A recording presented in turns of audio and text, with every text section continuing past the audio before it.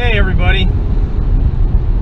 I would have started recording this earlier, but I was trying to. I was listening to WKQX K101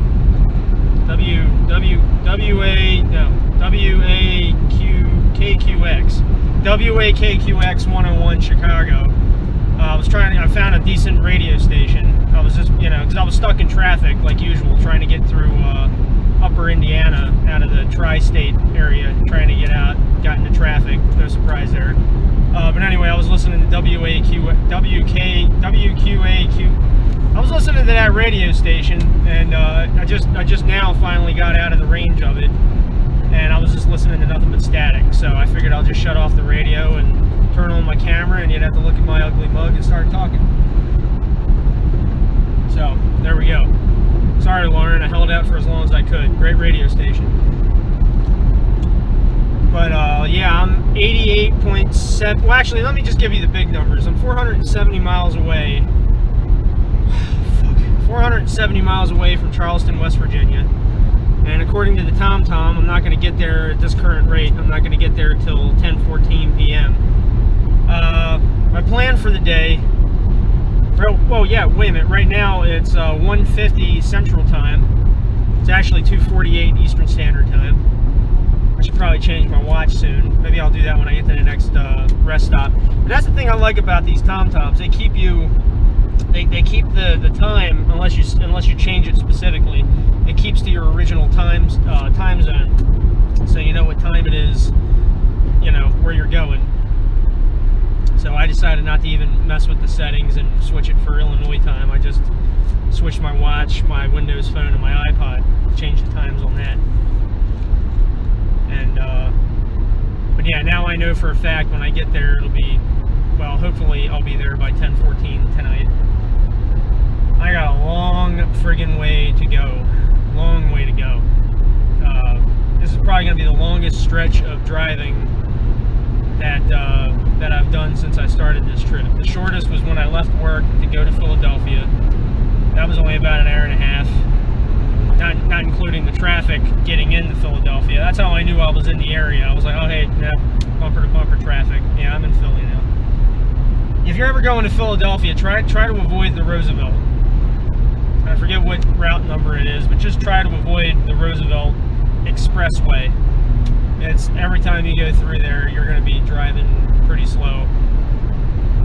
Even and the thing that was crazy was Sunday night.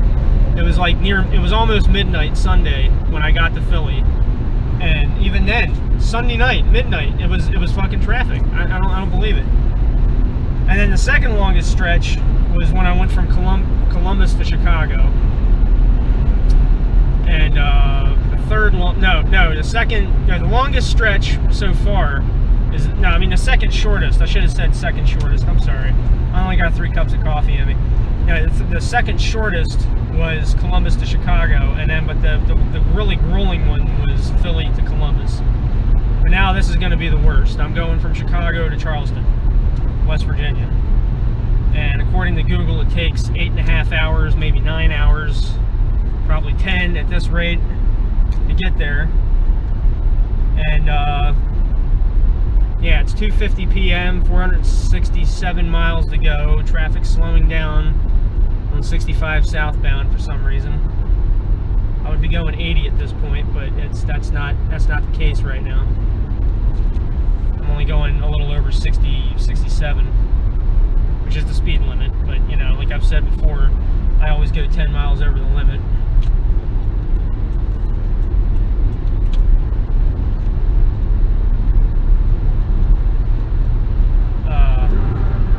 I'm in Indiana right now.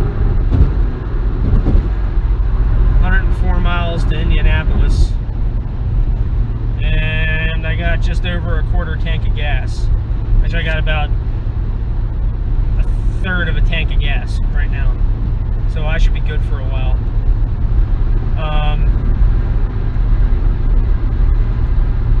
Man, yesterday I had a hell of a day. I was, like I told you a couple days ago on the way into Chicago.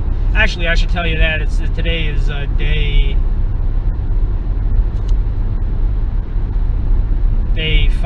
maybe 6. No, day 5 of my road trip. Not include. I guess I shouldn't include the day I left work. It's Monday, Tuesday, Wednesday, Thursday. Yeah, it's day 5. It's a Friday, June 16th, 2017. Yeah, I think that's it. Or is it 2018 now? I don't know. Fuck it. I'm pretty sure it's 2017. Yeah, it's 17. Right, 17, because Red Dead Redemption 2 doesn't come out till 2018. Spring 2018, apparently. That is if Rockstar doesn't decide, you know, hey, we gotta do some other stuff to it, or whatever. But hey, whatever they gotta do, take your time, guys. Also, Metro 3, that comes out in 2018. I saw that E3 video for it. I don't know what to think of it. It looks a little Far Cry-y, you know, from what they're trying to do. It looks like.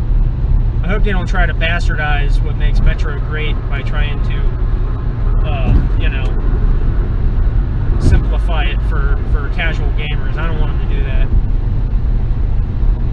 It's fine just the way it is. Just give us more areas to explore. And that's, you know. I mean, when the guy took his gas mask off after he got out of the tunnel, I was like, whoa, what the fuck? You know, I mean, like, so I guess gas masks, that whole filter system thing is just going to be useless when we get to the surface. Okay. That was kind of like one of the best mechanics of the game, but I suppose it makes sense that not all parts of Russia are radioactive. But hopefully some areas in the game are going to require gas masks and filters, and you know, I like little things like that, like micromanaging, little stuff, you know, where you got to micromanage little. See, a lot of game developers, they try to cut all that out and just make a simplified, and it's like, well, why the hell do I want to play through this again? This isn't it, you know. You get games like The Last of Us, you get games like Resident Evil 4, the Metro series. They're all these tight, they're not like free roam games, but they're like these little tight-knit, straight line, but varying type kind of games. BioShock's another one. But the gameplay is, it always feels a little different each time you play it, so it makes you want to come back and play it again to try something else. And it's like, but then, see, what I like to do is I like to make checklists of stuff, and you know, it's like, oh, okay, here, like in Last of Us, for example, well, there's a door where you need one of the shanks to open up so you can get the goodies inside, you know, so give myself a little note to save, you know, save the shanks, because when you're crafting things, there's only so many crafting materials in the game, and you gotta kind of resource manage what you have. Shit like that. I like that. I like games that have a little bit of depth to it. They don't have to have a lot of depth. I mean, there's some games that come out where you gotta, like, you know, keep the guy eating and drinking and stuff to stay in a sleep system, and it's like, whoa, what the fuck, man? I mean, I don't have a problem with that. I wish more games had that, but sometimes they take it, like, really seriously, man. I mean, some of those, like, RPGs and shit take it really seriously. I mean, I liked it. I mean, New Vegas, Fallout New Vegas was like the limit to how far I should take that. And the thing is like, it wasn't even hardly noticeable, really. I mean, it's like, oh, your character's thirsty. Oh, well, big deal. Here's some purified water. Click, click, done. You know, it wasn't like how it was in Metal Gear Solid 3, where it's like your stamina's going down. You better eat something, and you could see, and you know, you could see that there was a problem with how you were aiming. You know, that was neat. If they would have had it like that, where it's like the screen starts to get blurry and shit. But no, Fallout 4 and Fallout New Vegas just had, like, oh, your stats are different now that you're thirsty. Okay, I better drink some water and get rid of that red stuff on the AP meter. What the fuck, you know? It's like it's kind of, it's more like a footnote. They just make it a footnote. It doesn't really affect the gameplay in any way. I mean, it affects the gameplay if you use VATS a lot, and you sprint, but it's, you know, it's very easily fixable. Just drink some water. Buy some water from a vendor in one of the towns and shit. Long story short, I like games that have depth. Yeah.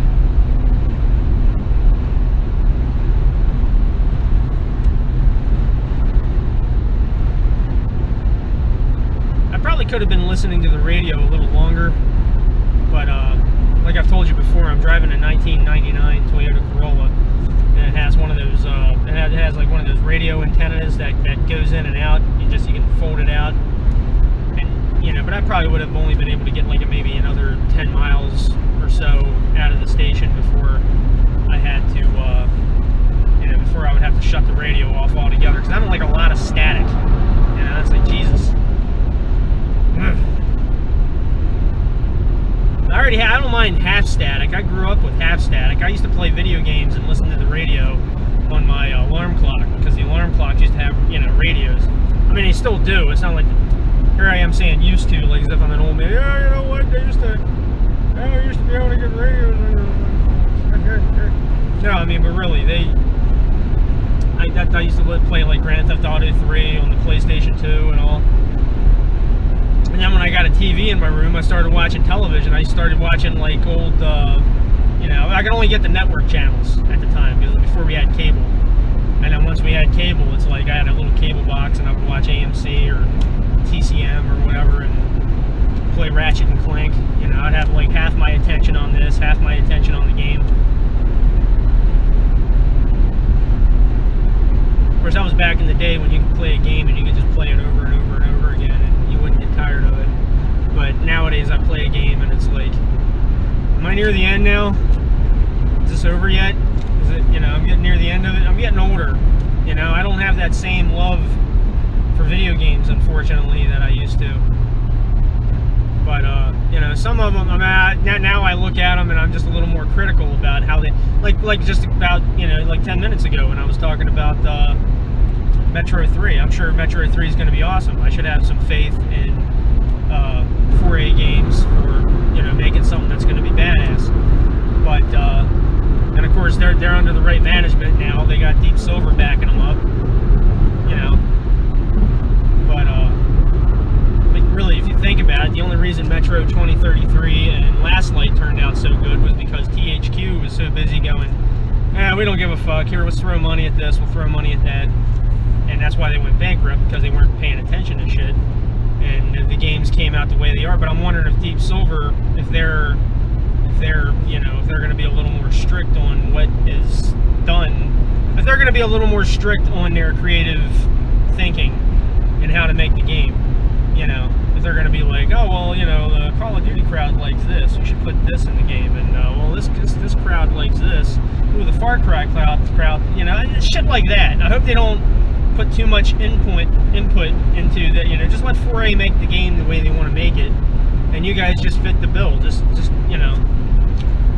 I mean, don't be like THQ and just make it rain, and then God only knows what happens. No, just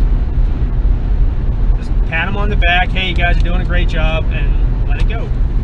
Just keep paying them. That's the way I guess that's the way game development should be. Period. Is just just have faith in the friggin' developers, and just make sure they got good funding to do what they're doing. For a while there, like I'm talking like 2008, 2009, that wasn't the case. What was going on was a lot of game development companies were, the lights aren't flashing, so I guess it's not a work site right now.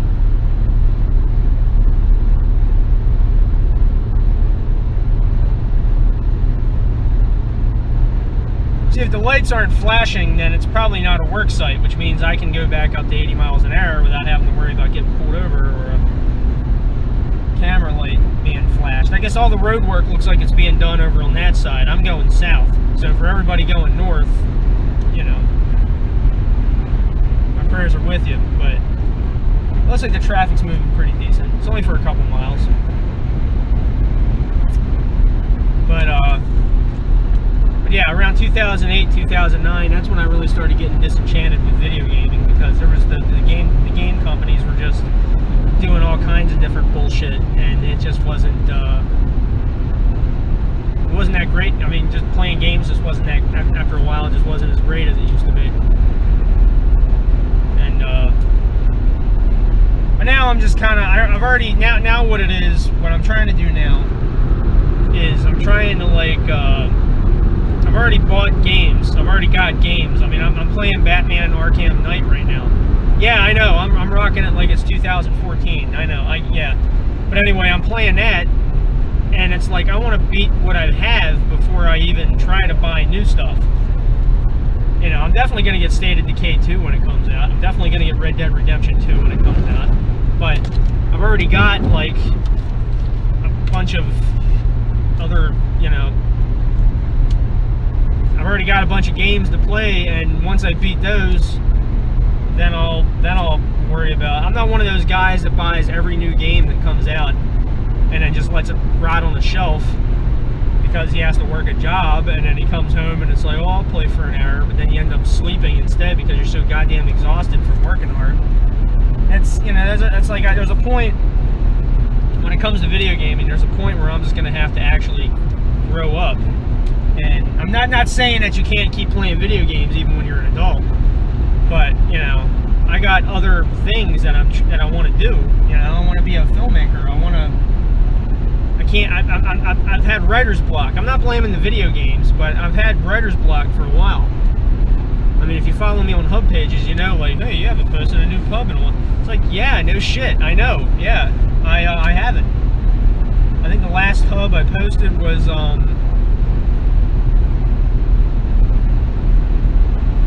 can't remember the last new one I posted. I'm already working on the Watch Dogs hub, which is like, it's in evergreen territory. What evergreen means with hub pages, it means it has enough stuff to be engaging to the reader, but I'm nowhere near done it. I don't want to post it now and have it be like a work in progress thing. I guess I could do it that way, but I don't want to do it that way. I want it to be finished before I post it. And then I got that How to Make Money and GTA Online hub, which is an ongoing thing, because every time Rockstar makes a new update, like right now they got the gun running update just came out. So I'm going to have to play the shit out of GTA, because I don't like buying... I'm not one of those YouTubers that has like shitloads of money where I can just buy shark cards and buy everything like that immediately. I have to actually play the game in order to unlock everything. You know, I got like $9 million in GTA, in the game. I got $9 million in the game. So I got enough to buy like a bunker and probably a couple of the new cars before I have to like start doing the gun running stuff in order to make some money in the game, so that I can have accurate information for the for my article. That's how it was when the import-export update came out. I had to keep doing stuff. I had to keep playing the game to unlock the discounts to unlock the missions for the special vehicles, so that I could do the missions and then unlock the discounts. So I wouldn't pay like $5 million for that Ruin or 2000. I only ended up paying like $4.2 million for it. And let me tell you, it was worth every fucking penny. That is an awesome car. It is. It is one of the best new vehicles in the game. It's like a buzzard it's like a buzzard on the road. Now, I've been away from home for the last week. I don't know what the gun running update's going to be like. I don't know what these new vehicles are going to be like. Don't ask me. They probably got even better vehicles now. But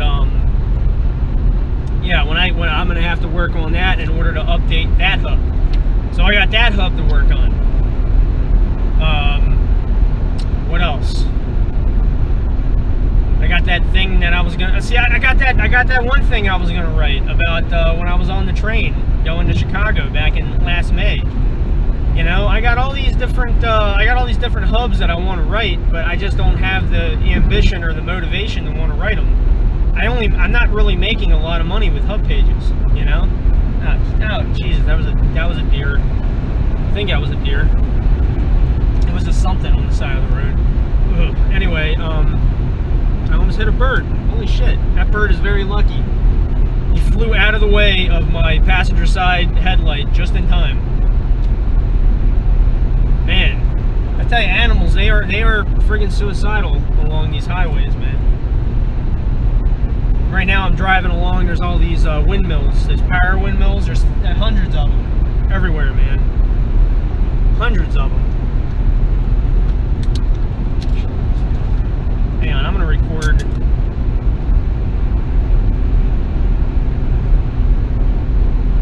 What the hell?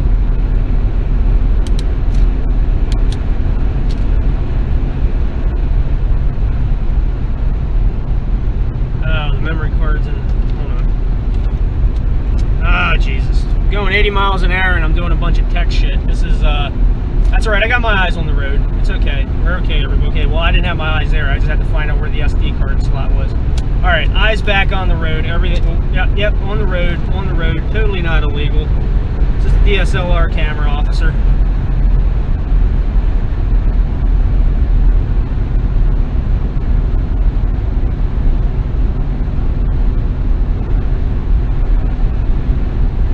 All right, my mom, she likes these windmills. I figured I'd take a video of that, you know, show it to her later. My sister, she likes lighthouses. I haven't seen a lot of lighthouses. The only lighthouse I saw was in Chicago, and I already took a picture of that back in like December. Hell, I took a picture of that back in July the first time I went there. I mean, July of 2015. Hey, here's a little cliff note for that Watch Dogs hub. I thought that the lighthouse was an island, just like it is in the game. Technically, it's not an island. It's actually on the end of a peninsula. You can get out there without. It's like a rock peninsula. I don't think you can actually walk on the rock, so it basically is an island. Yeah, I think you definitely need a boat in order to get out there. But this is not as far out as they depict it in the game. But it's semantics. Yeah, it is what it is. It basically is an island. That was one thing I was going to do while I was out and about. Was I was going to head up to the botanical gardens, and I was going to go to Pawnee.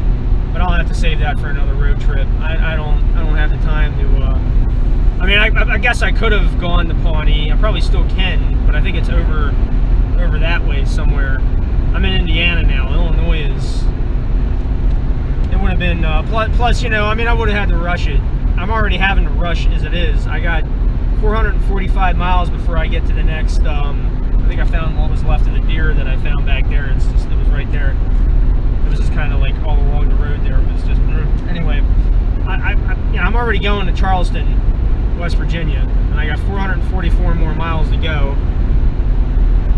And you know, I can't go stopping in Pawnee and doing everything there and all that. Look, I have it on good authority from a guy who I was playing Xbox Live with who lives in Pawnee. He was telling me, like, yeah, I've been there. I mean, I live near the area.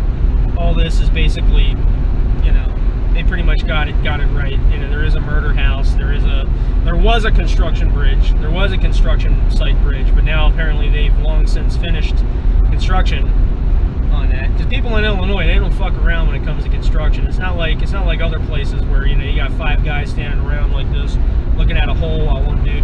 No, in Illinois, when they set out to build something, they get it built and it's like that. So I mean, that's, you know, bless their hearts. So even if I did go to Pawnee, you know, I would probably take pictures of some of the stuff, and people would be like, "Oh, that's not like how it is in the game." So you're welcome. You're absolutely welcome. Now, as for the botanical gardens, that's like 40 minutes north of Chicago. That's not even in Chicago. That's like some other place. That's like some other city. Some other city, Illinois. In fact, you know what Ubisoft could have done if they wanted to have a rural town? They could have picked like Worth, Illinois, Bridgeview, Illinois. You know, that Oak Grove. They're all very nice little towns, and they're not that far away from the city. They're like a 15-minute drive outside the city. But I guess they picked Pawnee because they wanted something that was way outside the city. And it's way outside the city. It's like 3 hours outside of Chicago, going south. It's not that little 5-minute drive in the game. It's like 3 fucking hours right down south. Now I don't know if Pawnee. And the thing is, Pawnee in Watch Dogs looks almost more like it's some sort of Pacific Northwest town. I don't think it looks anything like that. I mean, I've never been there. I can't, you know, put in the comments below if Pawnee in real life, Pawnee, Illinois looks like it's from the Pacific Northwest, if it's that foresty.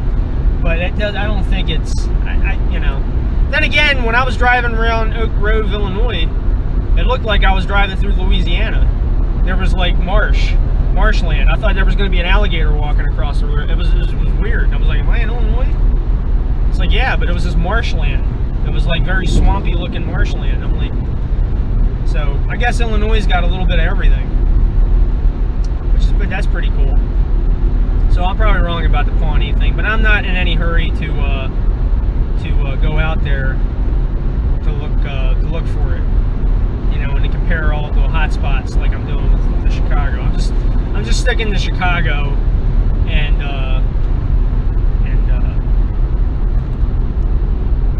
except for maybe the stuff that's over on the west side of Watchdog's map. Some of that's not,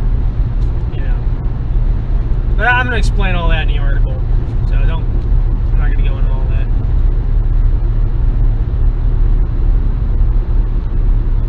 I'm going to have to stop and get gas pretty soon. I'm getting down to the quarter tank on the gas meter here.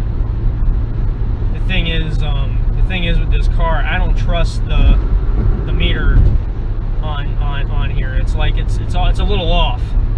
So right now it says I'm a little over a quarter tank of gas, but I'm probably at half a quarter right now. That's the thing about it. So every time I get down to a quarter tank, I have to like stop and get gas, otherwise I'm going to run out. And I don't know if there's a light that pops up on this gas. I've never seen it that says stop and get gas, but with the bobber being off, it's probably not gonna do that. So as soon as I get to a sign that says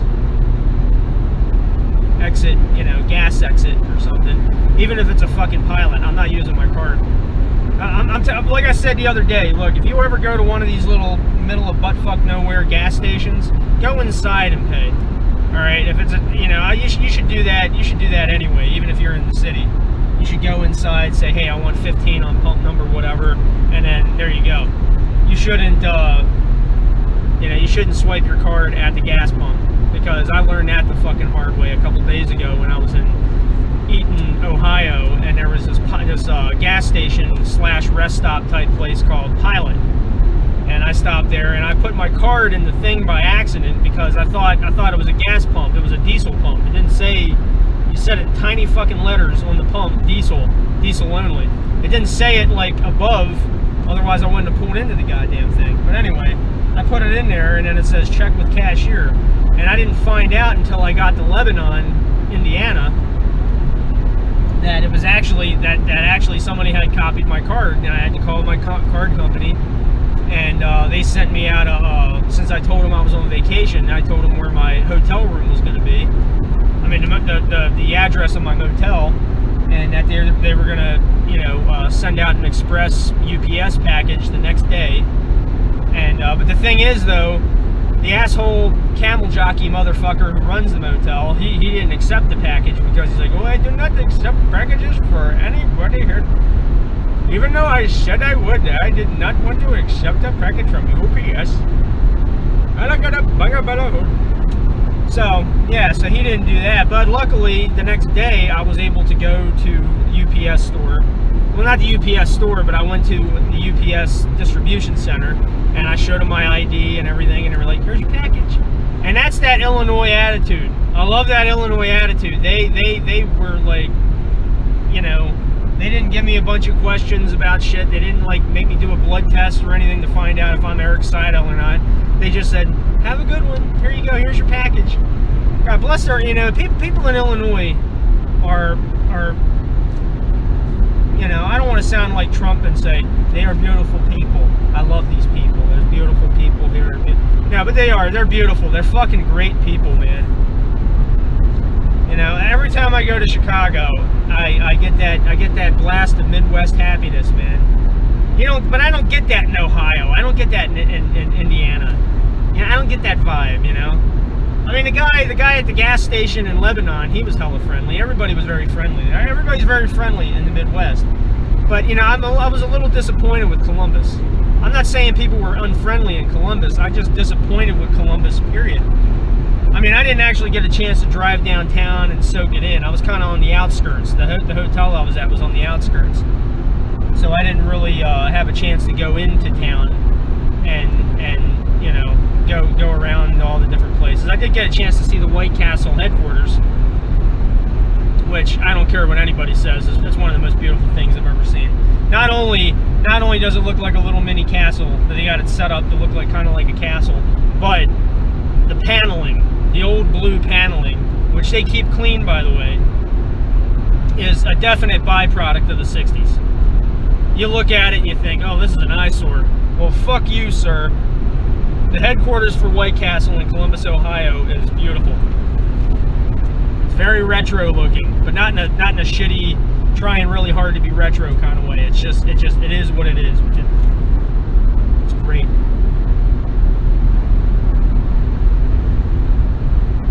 But the thing I'm disappointed about is that they don't have. I was told that there was a little mini White Castle you could buy food from inside the headquarters, and that's not the case. At least not anymore.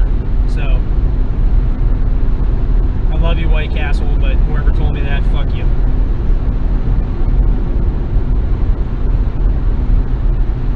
Of course, for me, the closest I would have to go if I wanted to go to, if I decided, hey, you know what, I'm going to go to White Castle, I would have to go up to New Jersey in order to get White Castle.